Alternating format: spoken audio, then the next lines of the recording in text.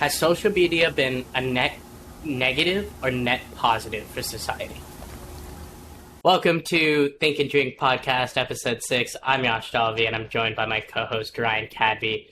Today, we're going to be talking about social media, the ins and outs, doom scrolling, how you can waste your life away, but you could also make a life on social media. So the give and the take, and everything else in between. Ryan, when you think of social media, what do you think of? What is your app when you think of social media?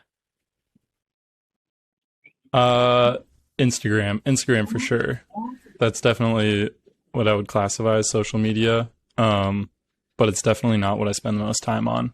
So I don't know, social media, dude. I feel like a long time ago it was like Snapchat, and Fade were definitely the big ones. But Instagram now, social media, I think that's like your type A social media, and then like this new format that TikTok has created that Instagram has clearly copied, is definitely becoming the new standard for social media. What would you classify it as? What's your go-to app? When I think of social media, I think of Instagram. That's like what I think of. But you brought up a valid point. Like, it is like it used to be Snapchat. It used to be Facebook. I had a MySpace. MySpace was kick-ass. Big fan. You'd have your top 5 songs as well as your top 5 friends. You were ranking everything and everybody. Big fan. Loved it. But I mainly Instagram is there. I'm not on the TikTok wave yet, so can't say that. But I did find out that YouTube is now following in the trend of TikTok and that new format.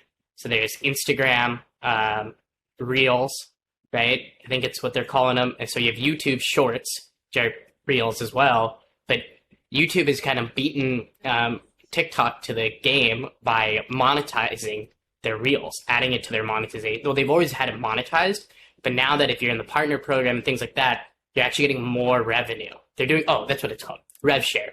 They're doing revenue share of those advertisements that are placed within it. So now you can make it. You can make so much more money. So fun fact, I just watched this. So the Sidemen, KSI, one of the biggest creators ever, right? On any platform. He has like 9 million followers on TikTok.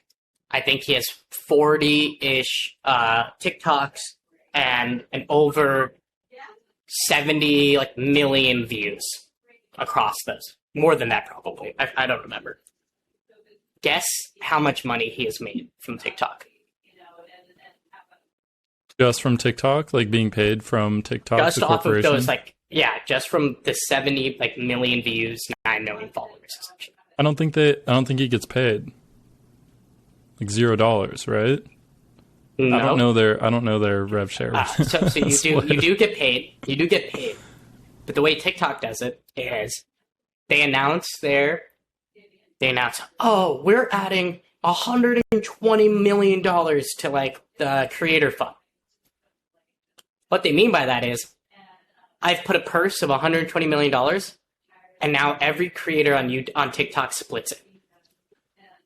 So, for the 70 million views or plus, it's probably much more than that, off 40 videos, only 40 videos, since the beginning of his account, he has made $3,000.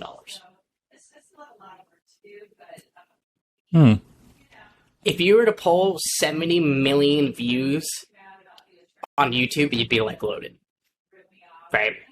So it's really kind of what I found interesting about that is you can't use TikTok as your only avenue if you want to be a creator. There's just no way. The monetization isn't there. Yeah. Well, I've been interested in that lately too. It's interesting you bring that up because recently on my TikTok, I've seen these popular creators. So I was on TikTok a while ago, followed a bunch of people, got way too addicted to it, deleted it. And then I jumped back on. I'm still following the same people. I just re-downloaded the app. And dude, these creators now, they're starting, I've seen a few TikToks show up where they're they'll be doing a live or something. They're like, yeah, I quit my job like a month ago to do social media full time. And I'm like, how's that feasible? Like, it's got to be brand deals, right? Like, that's the only way it's feasible. You're on YouTube. I think YouTube is the only platform that you could be a full-time creator just based on monetization. Yeah. I think there's like levels to it, but it's like path to monetization. TikTok to grow an audience. Take your audience and your following, and you move it to your channels of monetization, which would be like YouTube. YouTube, Twitch, like these platforms in which the very clear path to monetization. Yeah, YouTube, Twitch, or merch, or OnlyFans, or whatever your cup of tea is there, I guess, right? NFTs, crypto. Packs, pump and dumps, rug pulls. We love that stuff. Big fans. Big fans. Yeah. No, but it's interesting. I've never looked into their kind of rev share model. Does Instagram do that? Do you get paid on Instagram as a creator? I have no idea. I No doubt clue. it. Yeah. But you don't get ads on Instagram. Oh, you do. Yeah, I've never looked into it. Yeah. Twitter too. I think it'd be interesting to monetize your Twitter You can't. audience. Can't, dude. You can't. I've watched this. Like, so we both went to ASU. The amount of Twitter famous people ASU pumps out is high. We know multiple people that went to our. I know them personally that have a million plus followers on Twitter. They are certified Twitter famous. They pop Twitter bangers. These motherfuckers need a job, dude. They don't. It just doesn't matter. Like, Twitter's for the people. That's why I love Twitter. Twitter is for the people. You're there for jokes and finding out crypto trends. That's all Twitter's good for. So I don't think there's any way. Like, you have to push. I see people on Twitter, they push towards like Twitch or podcasts. I see that monetization path as like the way they go. But if you like someone for their humor, it's in like humor and tweets. I don't know if that humor translates over to like any other type of like medium. Right. Yeah.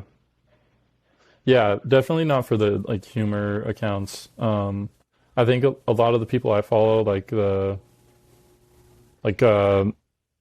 like small business owners basically, or people who like there are a lot of popular VCs on there that tweet pretty regularly, and they're just trying to, I mean, their like revenue model is basically to attract people to their fund, or say like he'll post a thread like, this is how you turn a boring business into like a cash cow, whatever it is. It's like 10 tweets, and then at the end he's like, follow for more, or maybe it's a subscribe, right? Like, subscribe to my email chain, and then they'll sell ads on that, or like they'll get reached out to be like early investors in projects. And I think that's their end game, right? Is to be an angel investor or some sort of like be on the board, or of some startup. But dude, I would pay for Twitter without ads, and I don't think that's out there. It You is, can? yeah. Yeah. Can. Is it Twitter Blue? Yeah. Whatever it's called. Mm-hmm. When I was reading on it, it said it still had ads, I think. Oh, from what I understood, it doesn't. Mm. So worth checking out. As we were talking about this, I kind of feel like Twitter is the true social media. When you think about live social interactions, like, it's Twitter. Like, people are naturally engaging with random people in live conversations in an instant. When I think about something like drama happening, I'm going to Twitter. I'm seeing what these people are tweeting about it. I'm seeing that when a CEO gets caught for a scandal, he releases his fucking statement on Twitter, right? He puts his Twitter logo there. When something's going wrong, like, I remember me and a couple of our buddies, we were driving up into like the White Mountains from Phoenix, and we were like hitting some traffic. I checked Arizona Dot on their Twitter, and boom, hey, this road is closed. Like when the video games I play is down, I check the Twitter. I'm like, what's going on?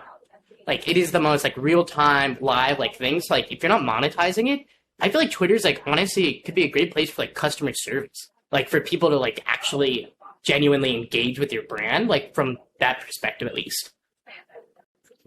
Yeah.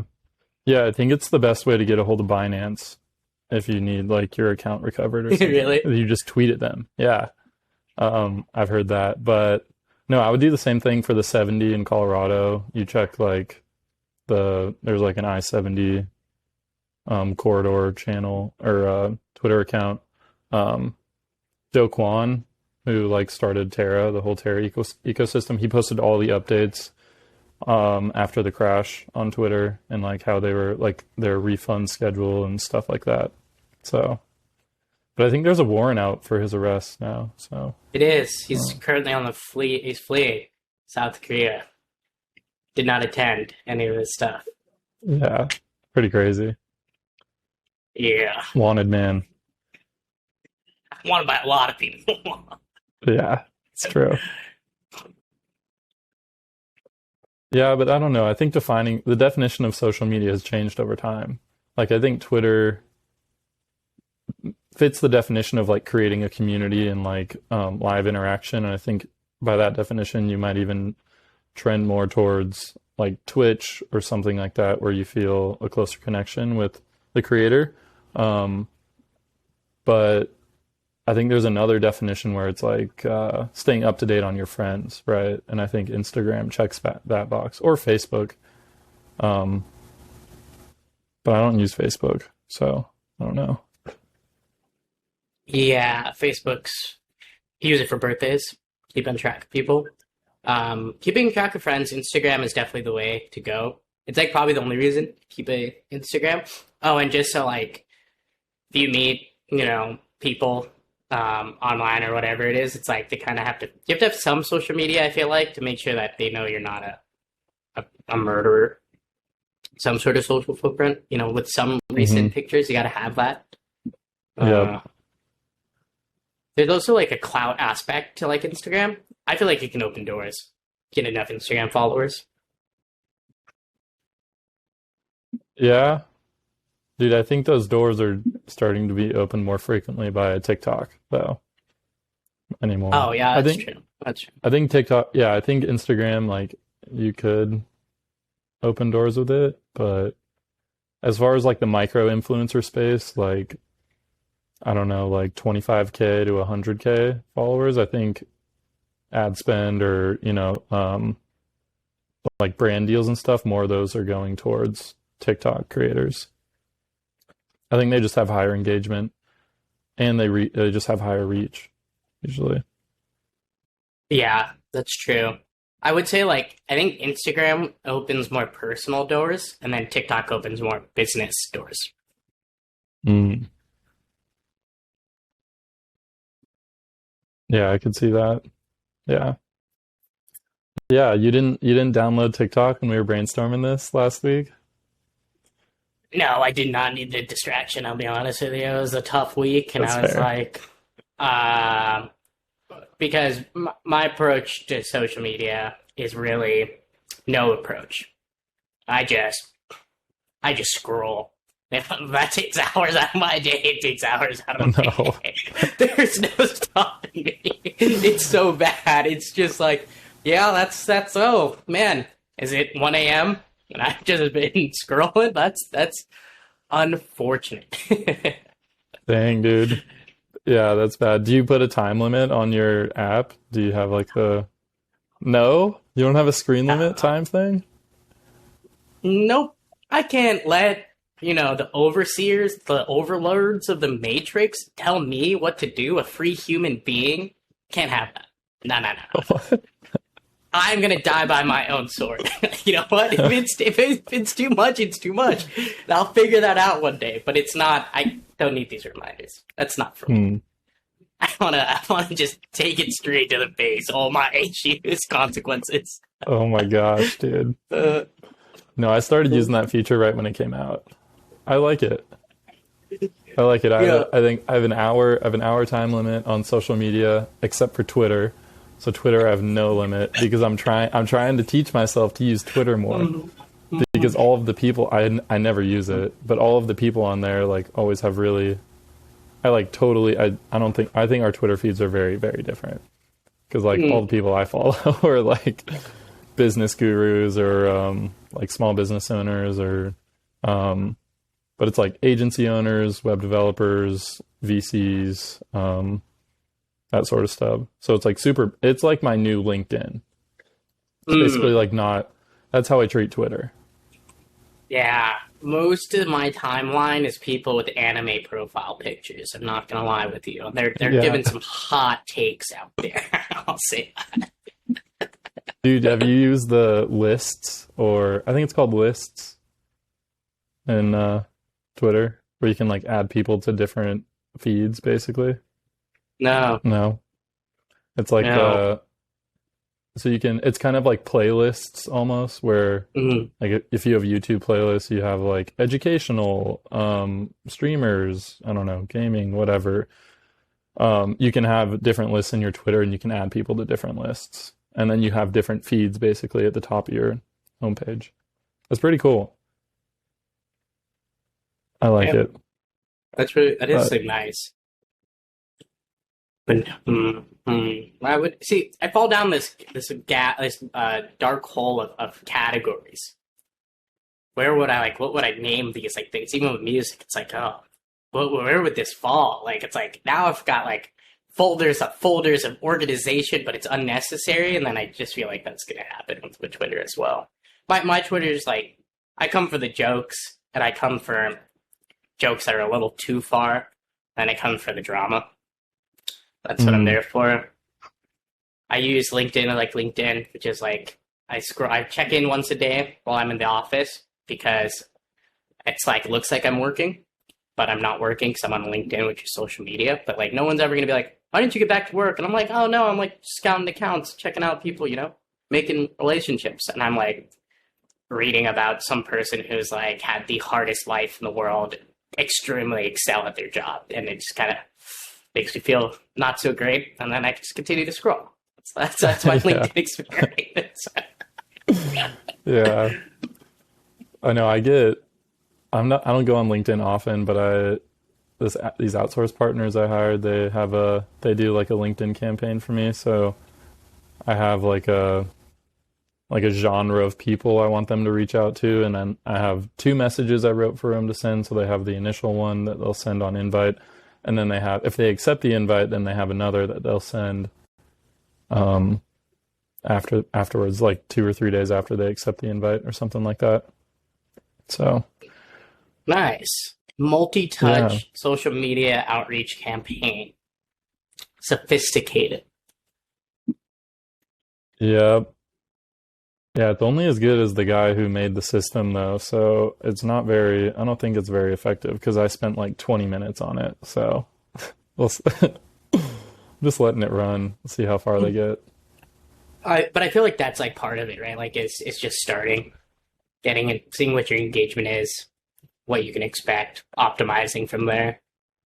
Yeah, yeah, yeah. Pretty much. We'll see. I hope I don't like burn any bridges by just sending automated messages, but I don't know. We'll see. There's enough bridges to burn, even if you do.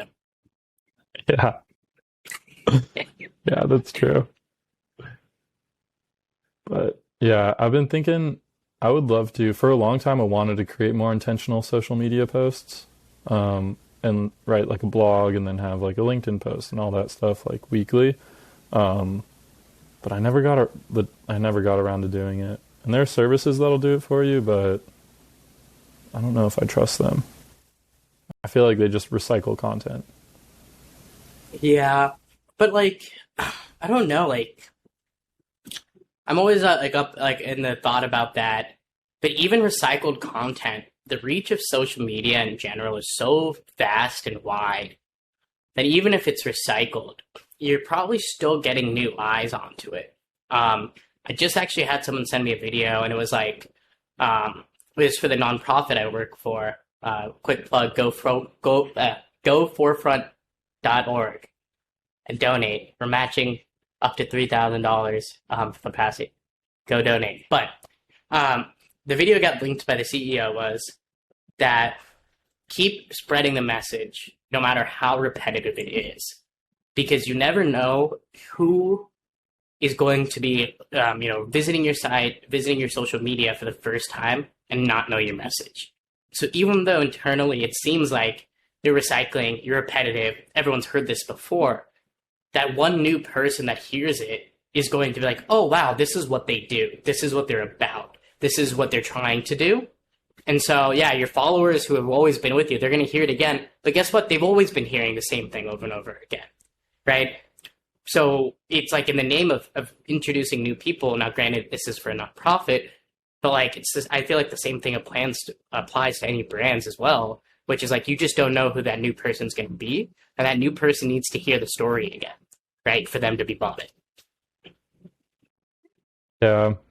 Yeah, that's true. I feel like that's more acceptable on LinkedIn, right? Where you repeat content Yeah. and people are like, oh, like they're obviously trying to get a point across or whatever. It's like more acceptable, but whenever I see it on Twitter, it becomes extremely annoying. I don't know why. Mm. It'll be like I follow this freelancer who it's basically along the same lines of like you're 3 clients away from like eternal independence or like that. And he basically just recycles that idea with different language, like, I don't know, once a week. And it's like, okay, I get it. Like, I didn't really come here to hear that every day. I want, like, what you think about every day. I don't want this, like, sales pitch on freelancing every day. So, but on LinkedIn, I'd be like, oh, okay, cool, I get it. Like, you want people to subscribe to your newsletter. Like, okay.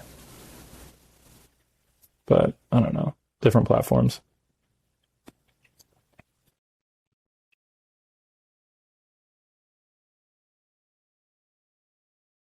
What are you thinking about?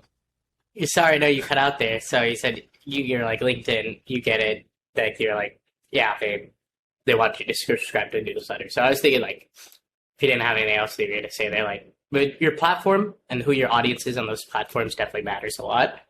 But I do think that recycled content, recycled points, whatever it may be, like the cadence at which you're recycling definitely matters as well. But with the paradigm shift from going from keep all your secrets tight to the vest, don't let anyone get to them unless they get through a paywall.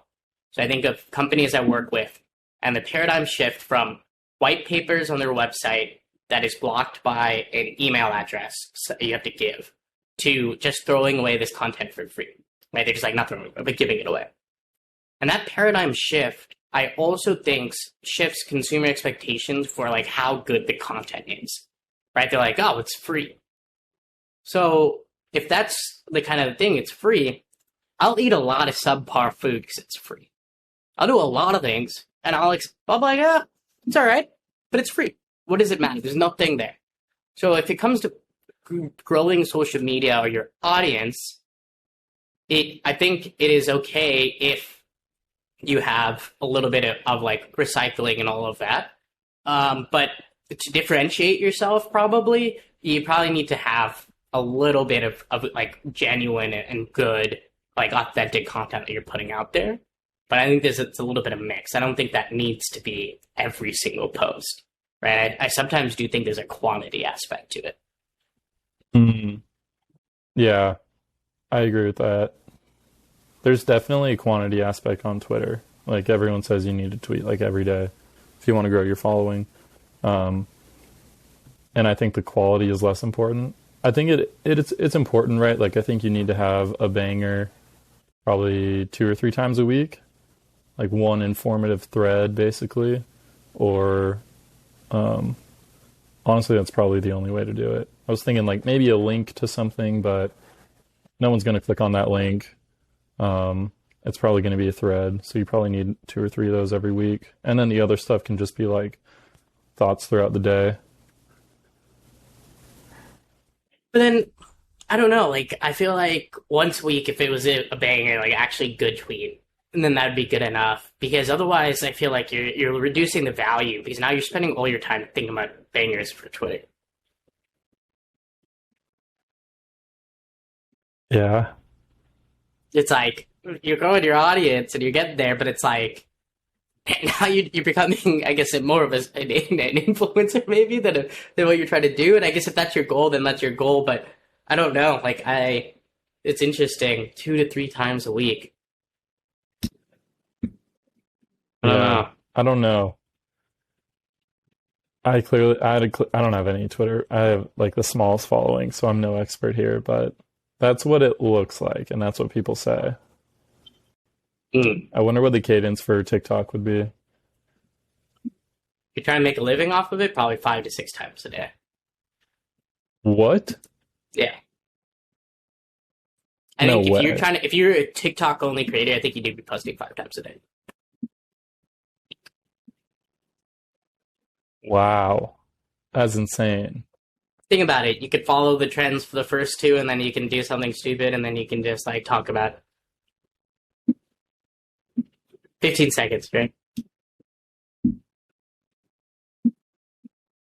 Yeah, that's pretty crazy though. I always thought of social media as like this escape from the 9 to 5, right? But that sounds like 8 hours a day of work right there. 5 or 6 times Yeah. a day, editing it, coming up with the ideas.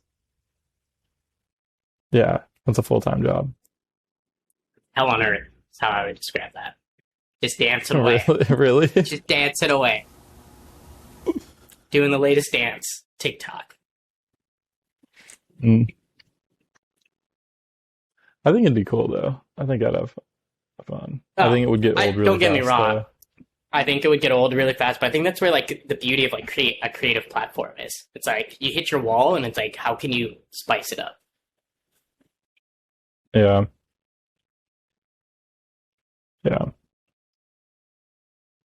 I was gonna reference a TikTok trend, um, or I was gonna chat through it with you, but since you're not on there now, I'll just explain it. Basically, there's like trends take over TikTok, like Mm-hmm. which I'm sure you probably know. Um, there's like, and then people say like, "Oh, you're on that side of TikTok or this side." Mm-hmm. So recently, it's that corn meme, not Now, yeah, meme. yeah, It's a little kid. He's kid, like, yeah. "Yeah, it's corn," and then they made like a song out of it. Someone did. And someone I watched TikTok, they're like, yeah, I think TikTok pushed that kid and that basically that song because on TikTok for the longest time, corn meant porn. So like whenever, because people like on OnlyFans or whatever, like porn stars trying to drive traffic to their adult content would call it corn, or they'd put like corn on the cob on the screen or something like that to basically tell the audience what it was. So they were like, yeah, I think TikTok pushed that because they wanted to redefine corn on their platform. Kind of interesting. It is really interesting. I find TikTok fascinating because they have the smartest algorithm in the world because they have the most touch points, right? So like if you think about an algorithm that's always learning, and you think about how many different gestures, engagement points that TikTok has because people are rapidly swiping through this short form thing, they have created like one of the best personalization, like relational algorithms out there where they're able to tie together keywords into this is the person. Like, I'd love to peel back. How do they do like segments and audiences on TikTok? What are they defining? How are they categorizing, keywording these people? How do they know when to put, like, what is that algorithm working off? What was the base model? Like, Wall Street Journal did a video on it and they broke it down. They made like 10,000 TikTok accounts and they like broke it down from that perspective. Like, if they use a couple accounts like this, how does the feed change? And they like dove into, so interesting. I find that to be immensely like holy. Like they just have the most amount of data points. It's like Google and all the data points Google gets around what people are searching, but now it's a level deeper because it's how are people engaging, right? Like it's like, oh, they liked this, they commented here, they spent this much time, they rewatched it, right? And they're getting that in seconds. They're rewatching it, it's stuck here, right? Okay, why did they stay on this video? Was that staying on the video because they left to go do something else or because they rewatched it that many times? Oh, are they rewatching it because they want to learn the dance that's on the video? Or are they because they're infatuated with what the video is saying? Right? Like all those things are being answered, which is insane. And it's answered through data, which is amazing. It's not some dude is like, yeah, that's probably what's happening. It's like, no, no, no. The data says it's happening. And then they just keep adding to it. So, like, to me, TikTok is just one step away from Terminator and Skynet. It's there. Think about it. It's learning. It's the biggest platform out there. Learning, learning, learning, learning. It's gonna know. It's gonna know all the human preferences by age, by category, by region. And then next thing you know, you just gotta give it a bot. It's gonna be it's game over. It's playing. No way. It's so true. Think about how smart the algorithm has to be by this point, with the amount of data points it's getting on any given moment. All of the data, human interaction, human behavioral data at a just unfathomable scale, nonstop. Yeah. Yeah, I mean it's smart for like entertainment optimization, but I wonder how much of an indication that is for like human tendencies as a whole. It's, the Gen Zs are using Google, I mean, not using TikTok more than Google to search terms. Yeah, So, that's pretty nuts. so they're searching. They're like, what are they looking up? How, like, okay, so you could take a study of like what makes something viral, right? Why do people enjoy it? And then now you can look at, oh, this is human tendencies and like, I don't know. I think TikTok's super fascinating. And for knowing how good their algorithm is why I haven't downloaded it. It's just like, I know Mm. that's a dangerous path. Digital heroin. Yeah, it is pretty good. Yeah, I love TikTok. But dude, I was preparing for this and I was Googling um I don't know I was like Googling TikTok and then like a phrase to like find articles about something. But the whole Google search results were TikTok videos, like TikTok results. So Mm. it was TikTok. The URL slug was like TikTok discover and then the search term that I had. So it was using Google, or it was using the TikTok like search engine basically to provide these results. And there were no articles. I had to put like the keyword article after it to get like a web page to show up. It's pretty crazy. Dude, see, I'm telling you, man. Yeah. Terminator. It's just Do you called read? TikTok. I don't know, bro. That's too like nihilistic. It's too doomsday for me. I don't want to believe that. First, it gets your attention span. We can't even focus, and then it sneaks around in the background. Right? We're not even focused on it. Like, attention span's too short. Instead, we don't have it, and then it's in the background, working its ways. That's true. It does shorten attention span. I've noticed that in myself. And it's collecting all your phone data. The terms of service of it is freaking nuts. Well, yeah, I wanted to talk about that because I feel like other apps have more aggressive terms of service. Like it Um, made it on the App Store. Like I don't think their yes. terms of service are particularly aggressive. Yeah, it's their, what's, what they require, like what data they're collecting and how they're using it isn't like, I wouldn't say like the craziest thing. It's just that they ask for like, um, their data is they are collecting probably more than the average like social media app is, but with like especially on iOS where Apple has cracked down a lot on what the privacy laws are, it's gotten better, but like it is quite a lot for a company that's not based here in the US, and that's like the other piece to it. It's like a lot of this is getting shipped out, uh, which is pretty crazy because we're not allowed to do that to other countries, especially China.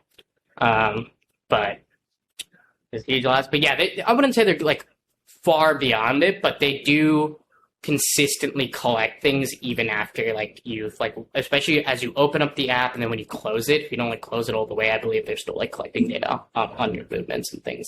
But Apple's doing a Mhm. really good job in helping with the stop of that. Yeah. Yeah, I think it is a lot for a social media app. I think that's the qualifier there. Because if you look at any IoT device, like it's going to be collecting more data. Like everyone's freaked out because it's like they collect my device model and like my IP address and my geolocation and like all that stuff. I'm like, dude, your camera does that. Like there are more aggressive apps out there, like any like Google Home app, any IoT Google device, Maps. like it's going to be yeah, it's going to be collecting all that stuff. So And all of that stuff's been collected in the industry for the past like almost 8 to 10 years. yeah, and it's being used to like improve your experience because they're measuring like internet connection and like all this other stuff like your IP address and like how you're connecting and like there's a whole sector of like software engineers like in these like phone manufacturers that just work on how to make your phone switch from a telephone network to a Wi-Fi network seamlessly. Like if you're on a phone call, how does that handle it? Like all that stuff. This isn't anything new. So, Yeah. but I don't know. I think people were just naive to how much data has been collected in the past. And then when Joe Rogan was like, "Oh, look at these terms of service," everyone was like, "Oh, TikTok sucks." And they're like, "Well, we're not really new to the party." Yeah. For me, it's just who's collecting it. Mm. Yeah, yeah. All right. Dude, this is hilarious.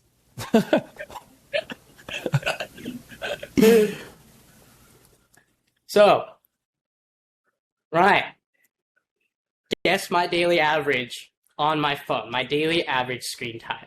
Is it A, 6 hours? Is it B, 13 hours? Or is it C, 8 hours? Or is it D, 10 hours? Qualifying question. I'll allow it. Okay.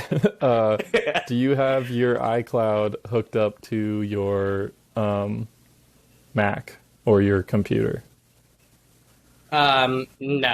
It's hooked up to my like iPad and stuff. Okay. So is this only your iPhone or is it your iPad too? This is just my iPhone. Okay. Dude, I find it hard to believe it'd be 13 hours. Um, I feel like 10 hours. I'm gonna go with D, 10 hours. D, 10 hours is your final answer. Locking it in. Locking it in. Well, then you would be correct. 10 hours. Wow. Yeah, Nice. pretty insane. All right, that was a little lot. Okay. That's a little lot. All right, next question.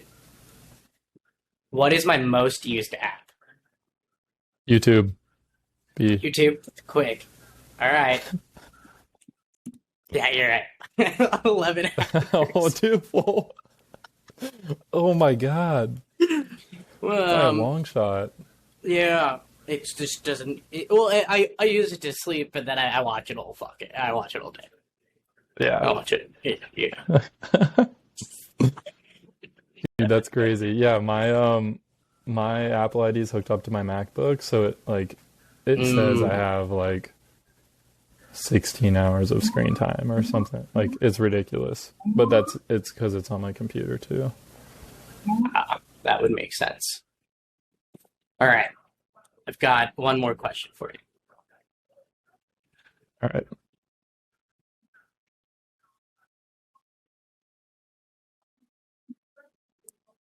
Daily average for U.S. citizens on their mobile device: 7 hours or more.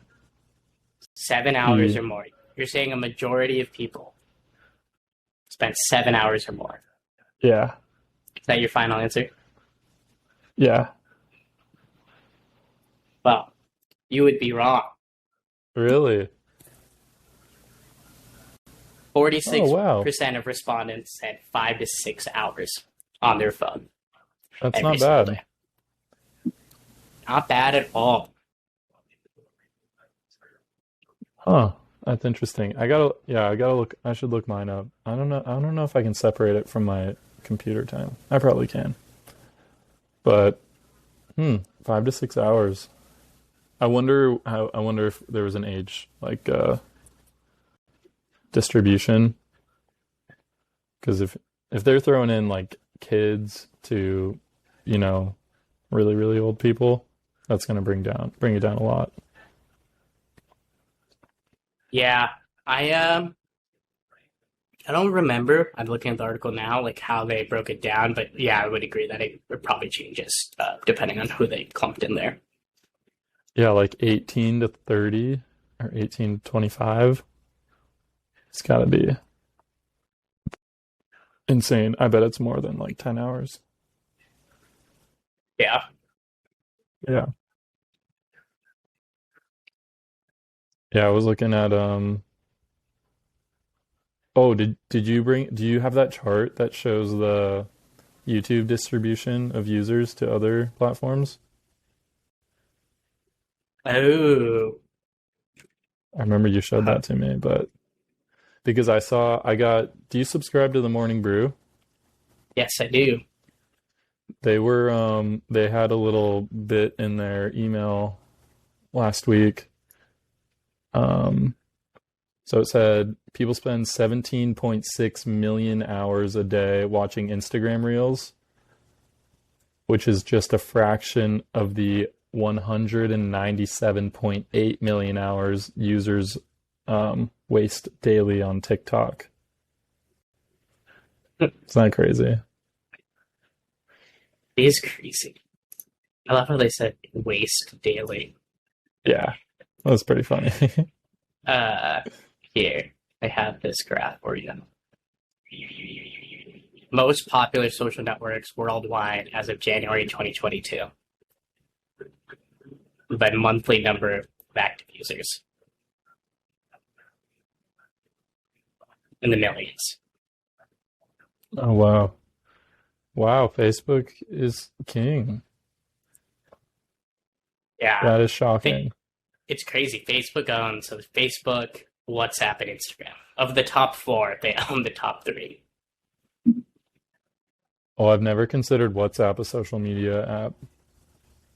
Hmm. So yeah, social networks and messenger chat app, voice over IP. WeChat.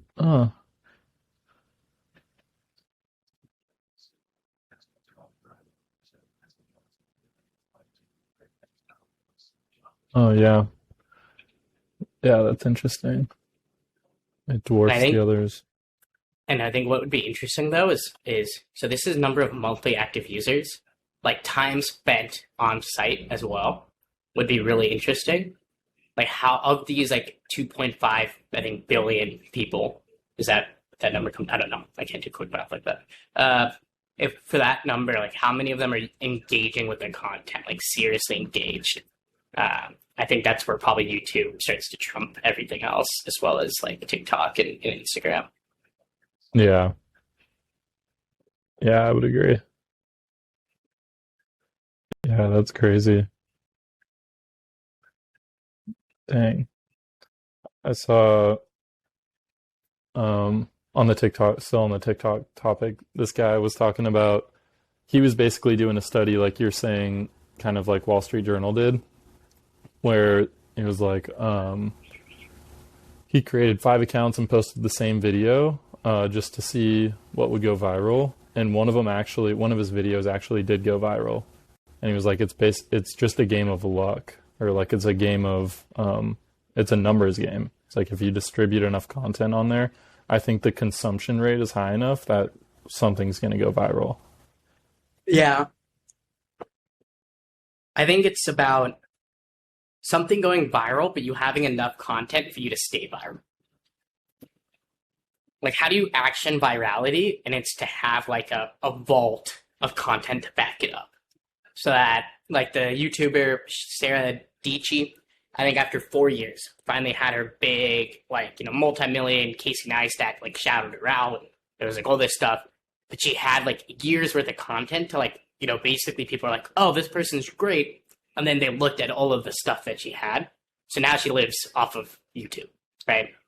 But I think if you have one viral video, you'll forever just be, you know, the one guy, the that one viral video.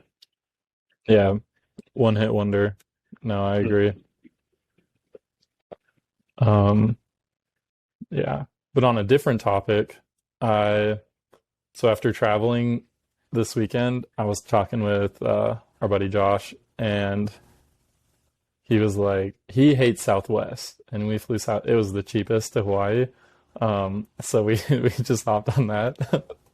But he's like, yeah, dude, I hate Southwest. Like, I hate checking in. I hate not having an assigned seat. He's like, I wish I could just buy like a service to check in for me. And I was like, oh, I was like, that's interesting. I was like, he's like, yeah, I just want to like purchase a bot to go in and like check in for me, which is an interesting idea. And I don't really know if it's feasible though. But like checking in takes me 2 minutes, not even a minute. But let's say, okay, so let's say you have a red eye or I've something. Like, I've let's say you're, I've been flown Southwest, so like I and not in years, so I wouldn't know if it's a conflict. Like on American, I go to the app, I hit check in, it goes, "Are you bringing any electronics or like guns on the plane?" You hit no, and then it goes, "You're all checked in." right. No, it's not hard. It's the fact that on Southwest, when you check in, determines your boarding time or your boarding group. So if you check in late, you board later and you get a crappier seat. So he's like, I hate this like having to remember thing. Or like even worse, like let's say you have a flight that leaves at midnight or something, or like 3 in the morning, and then you have to check in at 3 in the morning the day before. So, but Mm, yeah, it's only okay, relevant to Southwest flights, right? Because other airlines, like you purchased your seat already as when you bought your ticket, like all that stuff. so I already have a solution. It's already out there, but it's used for a different industry. And so you know how there's platform as a service, software as a service. Well, there's bots as a service. And what people do is for big releases of clothing, of video game, like of like the PlayStation 5s, usually the bots are what beating you to the release. They're the ones who are there, they're buying everything before you can get to it. So the people are getting fed up. So you have to join the dark side to get what you want. So you have to join the bots. And so now there's bots as a service where instead of having to set up your own bot and do all this, you contact these guys, you tell them what you want when you want it, and they have their own bots that they loan out, and you can get those bots. Or you could go down the path, and they have a whole business of either you buy the bot from them, you have them set up the bot for you, or you get the bot loaned, and you could be anything: fashion, clothes, video games, whatever. They have a Discord set up. So theoretically, you could white label this bots as a service and just do Southwest check-in bots. Well, yeah, so there is a solution out there. It's a Chrome plugin because I was Mm, fascinated by this. I was like, this would be super easy to build. It's just a Python scraper. You set like a time, and you just have them put their login credentials into your platform, and then boom. Um, and then the crawler is the bot's super easy to build. But I think the one hiccup is like the dual auth, I think could get in your way. So the current solution is a plugin, and you can't set it up more than 2 weeks before your flight because the plugin, I'm assuming, leverages your current browser, oh which yeah. has the cookie for your login Hmm. already. So you don't have to log in. There's no dual auth. There's no I'm not a robot checkbox. So that's the only way. I think that's the way the current solution works. Um, It's the only way. and Apple and dumps they your cookies said, after 14 days. So mm, and they said, you have to keep your computer on and your browser open and your mm. computer awake during your check-in time. So it kind of defeats the purpose because if you got to stay up and do that little mouse wiggle till your check-in time, it's like, well, I could do it anyways. Well, you just would put "don't sleep" on your computer. Yeah, but I'm thinking like you got to think of the dumbest user, right?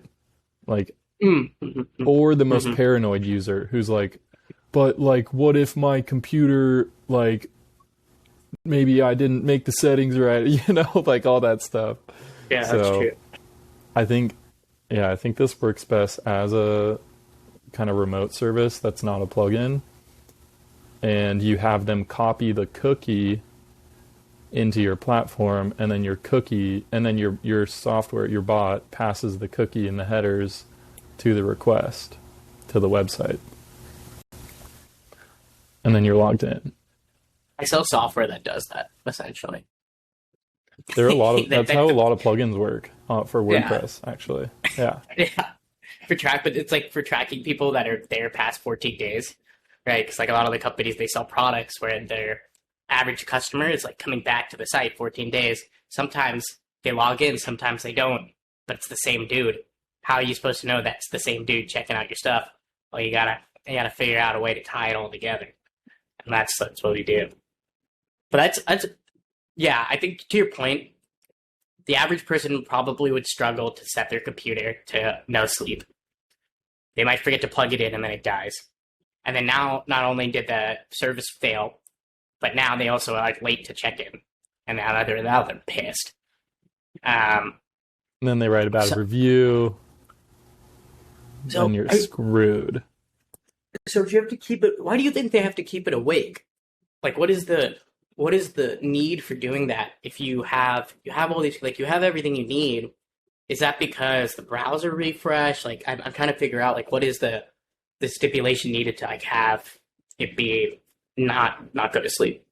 You keep it awake because it's basically leveraging your current browser as the vehicle to access the website.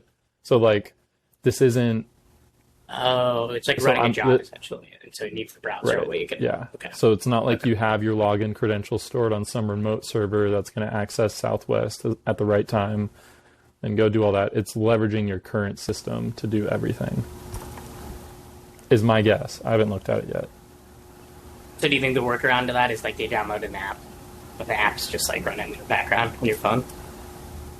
No, the workaround is the cookie solution. I think that's how you do it. So you could Mm. even sell it as a Chrome plugin too, and then all the Chrome plugin would do is link to your account on this website that you create, and it sends the cookie over for Southwest, so that person doesn't have to manually copy their cookie. So you're so I think their like way to market is to sell the Chrome plugin, right? You just push the Chrome plugin, auto sign in for Southwest, and then it says like create an account, and then you can have it. You create an account, and then even if you create an account inside the Chrome plugin, you'd have an account on the website. It could be like I don't know. You could have some API set up. But you make that the ability to not have your computer not go to sleep. That's a premium feature. Sorry, but you gotta give me a monthly fee. So you do the regular solution, and that's free. That is free to everyone. But you have to keep your thing up. You have all these things they need to do. You give me $5.99 a month, whatever it is, or maybe by transaction, right? Yeah, I think it's per flight. Per flight, and then they don't have to worry about that. I think that's the way to do it. Yeah, per flight, or if they're like a frequent flyer, it's a subscription model. Mm. Mm. Yeah. But I don't know. I think it's an interesting idea. I think I could build it pretty quickly, so that's exciting. I just don't know if the market is there. I feel like I know most people who fly Southwest, and a lot of people fly Southwest, and I think a lot of people who are flying Southwest, I would assume are flying for the dollars, and the chances are, if it's the cheapest route, then it's also an inconvenient time to be flying. So then that exacerbates the problem of having to be up and like, oh, I've got to be ready to check in. Yeah. Oh, okay. Challenge. I challenge your idea of making that a premium feature. I think it's freemium, so you get a free trial for 5 flights, which will get most people through the year. Or maybe, it'll get a lot of people through the year. I think you do first one free. That's it. First one, I think First you one got to free, get that's it. one round trip free. So like 2 flights at least. Nah. What? Because like the whole freemium model only works out if you are reoccurring, and they forget to unsubscribe, right? Like Hmm. it's if you're doing one time fees, right? Like oh you have to do it each and every flight. Well then you're also missing out on the times where what if it's an easy flight for them to do that? Like I kind of feel like you want to get them looped in. You get the first one free. They see how great it is, and then when their flight is back, they're like, "Oh shit, I got to pay for this." But they're like, "It was such a great experience the first time. I'm gonna pay for it the second time." And then every And then time they it's top search of for mind. flights, and like Honey does, it just pops up. Hey, don't forget, we're doing a bundle right now. If you buy it, whenever they're on the site and they're about to search for a flight, it pops up and it says get 2 flights for the price of one. Now they've just booked the thing for the round trip that they're about to book, and it's like boom, boom, boom. You're getting all the money. They only get one free away, and then it's expectations are set. Mm, Dude, 'cause you can think about it. yeah. Traveling by airline is so expensive that a minuscule like $2.99 whatever that's like a fee that they average. Whatever. It's like a bottle of water. Friggin' Arrowhead water, $2.99. Like you could easily charge that every single time they fly. Yeah. Yeah, I like it. I think the game is how long to get the cease and desist from Southwest Airlines. No way. Bro, no way. You really think so? I think eventually you get big enough, yeah. That or they change their business. So obviously, if you get big enough, I would just be like, Southwest, dude, this is not my problem. This is a you problem. Yeah, I don't know the legality kind of question there. I think it I is think a that's it. situation where you get big enough and then it's a problem for later. And- Yeah, it's an ask for forgiveness kind of deal. yeah. Yeah. No, I roped this one in with the gambling friends holding you accountable model. I like this one too. I like this one a lot. Yeah, I'm looking through my notes to see if I had anything else.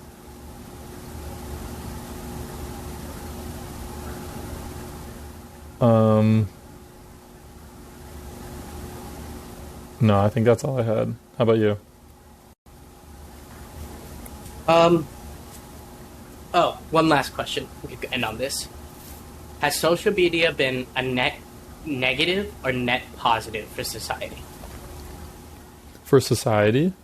Yeah, for as a human race, net positive, net negative.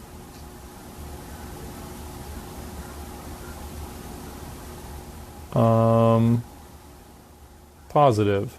Net positive. I don't know. I think it's net positive because I think it opens up a lot of doors for people. I think it can be highly educational. So I think there's like a much greater distribution of knowledge now than there's ever been, and I think that's like the main benefit, right? Is the ability to share knowledge. Because other than that, it's pretty negative, right? Like my mind immediately goes to exposing like these beautiful like landscapes, or where every comment on this crazy nature photo is like, where is that, and oftentimes the photographers won't disclose it because they don't want people to go trash it. Or I mean, clout chasing, all that stuff, like doing it for the gram. I think all that's pretty negative, but I think the most positive thing you can get out of social media is the distribution of knowledge, and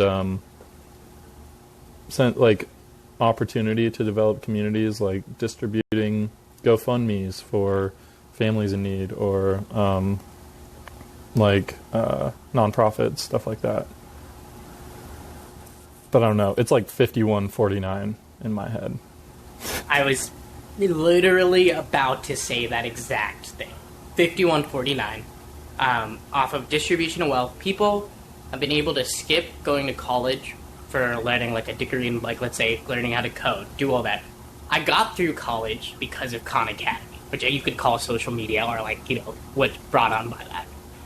And then also the other piece I think about is like I have so many like family members and cousins and things that are in India. Without social media, I would never ever keep up with them.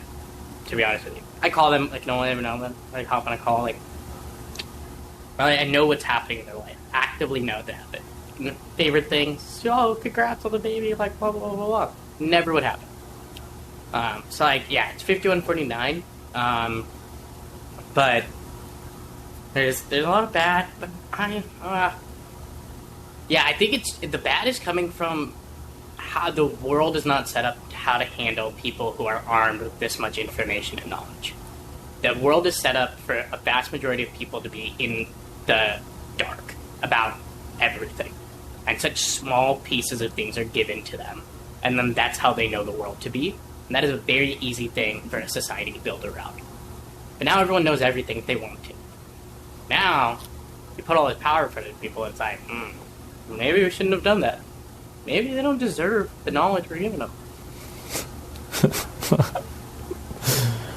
I don't know. Well, yeah, that's interesting. It's a close call. That's for sure. I just hate how like glued everyone is to their phone now. And it's like, I guess you could argue that's not social media, but I mean, like my 10 hours and 13 minutes a day on my phone. which like 90% of it is YouTube. Yeah. Yeah, so I just don't like how like the need to be attached to our phone. I mean, I'm myself included, right? I mean, I'm no better than this, but yeah, it'd be cool if that could change, but I don't see it changing anytime soon. The Supreme Court ruled that if the aliens were to come down and view us as human beings, they would view our phones as a part of our body, like a limb. And because of that, it is illegal for you as a police officer or someone in the government to just randomly search someone's phone. They can't just look at it because it's there. It's considered your body part. They have to have cause. Like, they have to have, like, cause for it. I thought that was, like, the best way I've ever heard that our relationship with our phones is someone from a different universe were to look at us with our phones and never have the concept of it, they would most definitely assume it is a part of our body. Wow. Yeah, that's fascinating. Elon Musk said that we're all basically cyborgs now because of our phones. Like, it's basically a technological attachment to our body that enables this improved experience of life. So yeah, I'm ready for it to plug into my brain. I'm ready. We talked about this last time. Plug it in. Yeah. Let's mainline this stuff. Yeah. Maybe someday. Let me know how it goes. Podcast episode like 1001. Neuralink uploaded, boys. Let's time to do it. Pretty much. It's coming for us. But, alright, cool. Anything else? Nope. Sweet. Alright, well, y'all know the drill. Like, comment, subscribe. Thanks for listening. We will catch you next week. Peace. Peace.